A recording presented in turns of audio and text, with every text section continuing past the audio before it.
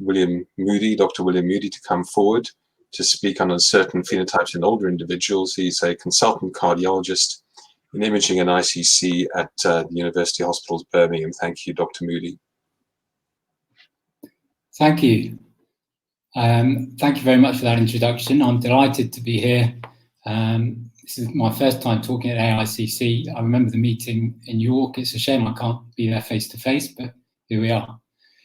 So the clouds are parting, the COVID clouds are parting from above the QE Birmingham, and I'm hopeful that we'll be able to restore some degree of normality soon.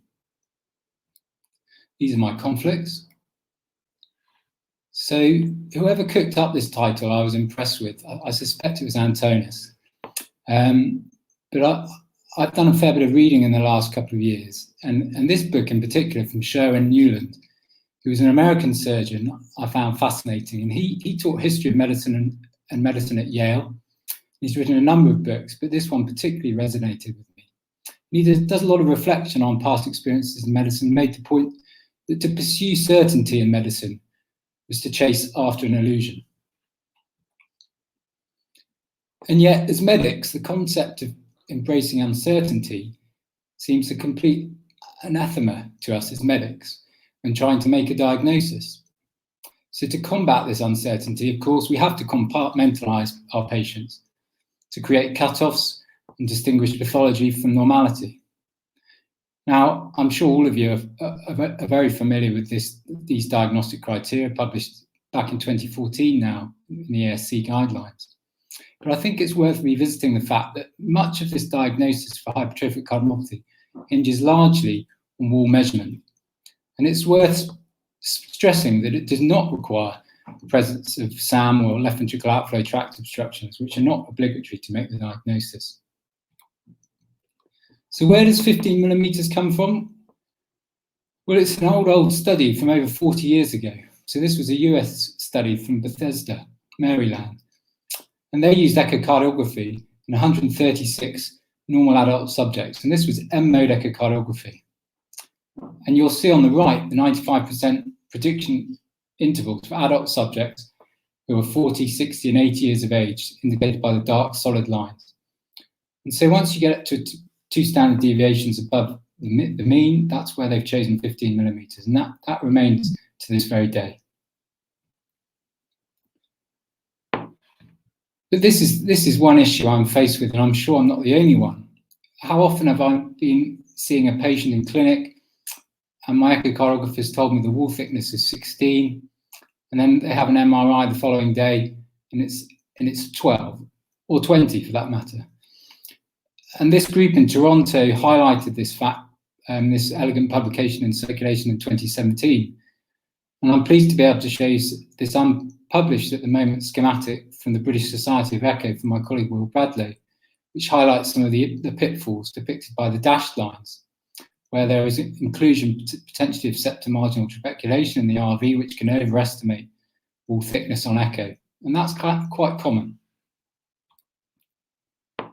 And I'm very grateful to Gabby Capter from Barts for providing me again with these unpublished data, which are still undergoing peer review.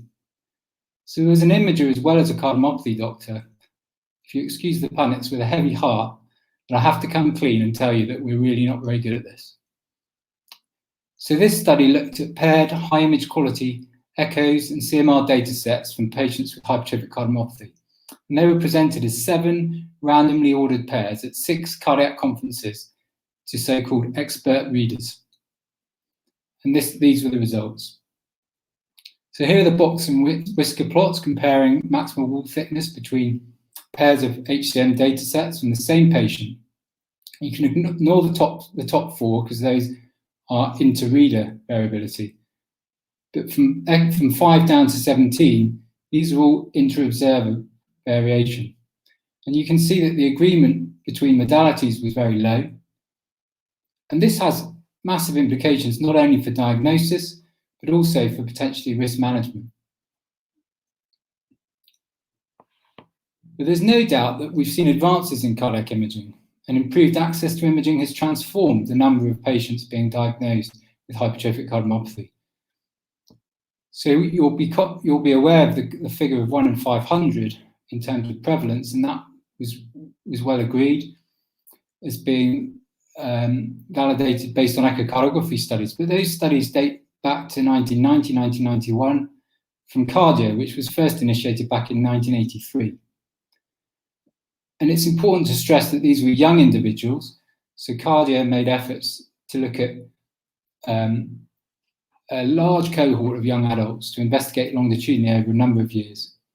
And they showed just 7 out of 4,111 individuals had evidence of hypertrophic cardiomyopathy.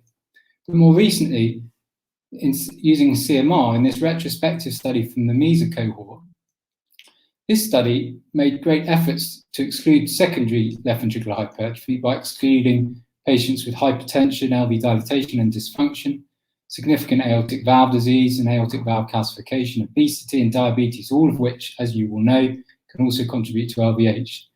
And despite excluding those patients, they showed as many as 67 out of 4,972. So 1.4% of that population had overlap and would have met criteria for hypertrophic cardiomyopathy. And the population-based imaging studies are now also supported by the genetic studies. So this study from Harvard sequenced 3,600 individuals from the Framingham Heart Study and Jackson Heart Study. And they looked at these 8 sarcomere genes, which are known to be associated with hypertrophic cardiomyopathy. And out of the total, 11% of individuals had one or more rare non-synonymous sarcomere variants. And the prevalence of a class 4 variant was 0.6%, more than twice the original estimate. And if these variants are expressed as hypertrophy, that would yield 3 times the prevalence of hypertrophic cardiomyopathy quoted from those original echo studies.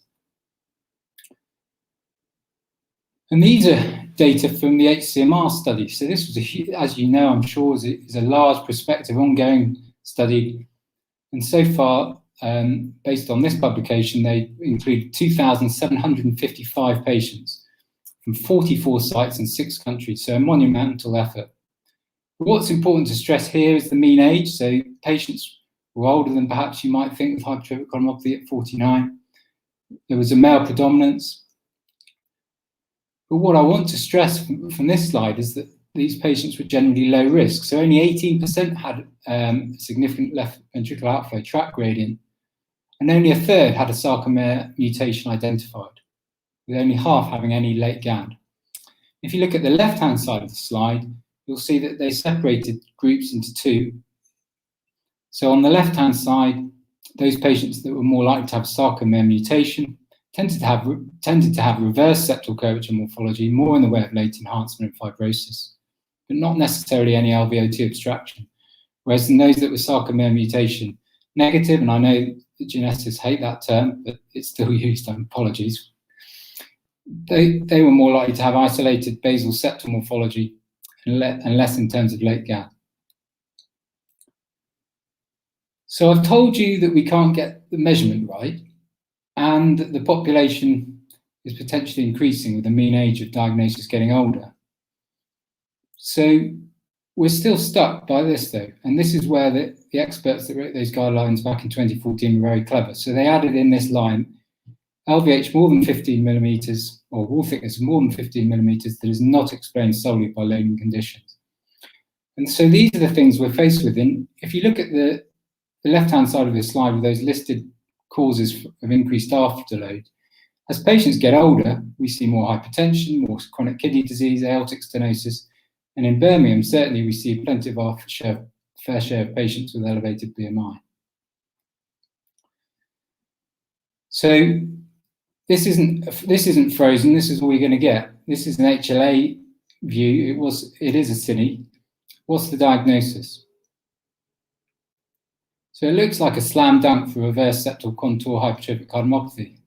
The eagle-eyed amongst you will have seen the pericardial effusion. So actually, this was taken from a paper published in CHAP from the National Amyloidosis Centre in London. And I think it's worth stressing because at med school, we're all taught about amyloidosis causing concentric left ventricular hypertrophy, but we're going to see an epidemic of ATTR as well as COVID in the next year or so. And it's worth stressing that asymmetrical hypertrophy was the commonest pattern of ventricular remodeling in ATTR. What about aortic stenosis? Again, very frequently seen in patients that are beyond middle age. So this is a lovely paper published by Mark Dweck. Apologies, I think the year's wrong. This was when he was learning a CMR at the Prompton under Sanjay Prasad's supervision. So they looked at 91 patients with moderate or severe AS and showed again that they had evidence of asymmetric left ventricular wall thickening. And nearly 1/3 had considerable overlap in appearances with hypertrophic cardiomyopathy. And if you'll allow me some reckless self-promotion, this was my PhD study, so I spent the best part of 4 years looking at what effect taking a kidney out has on the heart. So these were living kidney donors, and we followed them up at baseline, did a baseline CMR at 12 months, and we showed a small but statistically significant increase in left ventricular mass. LVH is ubiquitous by the time, of course, patients reach dialysis, and that's commonly known. And those, again, are more difficult to distinguish between HCM and end-stage renal disease. But the clue is often that there tends to be cavity dilatation in patients with end-stage renal disease, which is not commonly encountered in hypertrophic cardiomyopathy. So how does imaging really help us? Well, again, this is unpublished as yet, but will soon be released in the BSE, and Will Bradley and Rick Steeds have done a great deal of work putting this together. And what I really like about this schematic is that it acknowledges that there is uncertainty around diagnosis and recognises that you can't always make the diagnosis of hypertrophic cardiomyopathy based on an echo. On the flip side, if you look at the right-hand side of the screen, it does empower and indeed will encourage echocardiographers to get off the fence when they can and make the diagnosis, because that will bring about much speedier risk stratification and treatments where necessary. The advantage of cardiac MRI above echo is its ability to enable tissue characterization, which of course goes some way to differentiating between the etiologies of left ventricular hypertrophy. So as well as late gadolinium enhancement patterns, it's routine now to perform mapping studies, including T1 mapping. And I remember going to SCMR as a youngster in 2013 and seeing Dan Sardo produce this very elegant paper, which was a landmark study, which has shown clearly that T1 is elevated in patients with amyloidosis, and it is low in patients with Anderson-Fabry disease, as in the example shown at the top of the screen. But where it falls down is that that there is a great deal of crossover in patients with common hypertension, hypertrophic cardiomyopathy, and aortic stenosis. So it's not the answer for everything.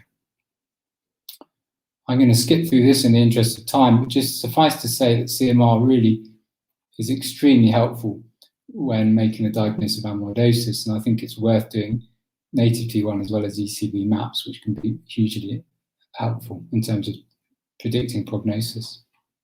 So on to some cases. So the first case I want to show you is a 74-year-old male. He's Afro-Caribbean, retired taxi driver. He was referred from his GP with no past medical history. He was lightheaded, but he vehemently denied any syncope, breathlessness, or chest pain. Although no formal diagnosis of hypertension had been made, he was hypertensive in clinic, particularly the diastolic, as you'll see at 102.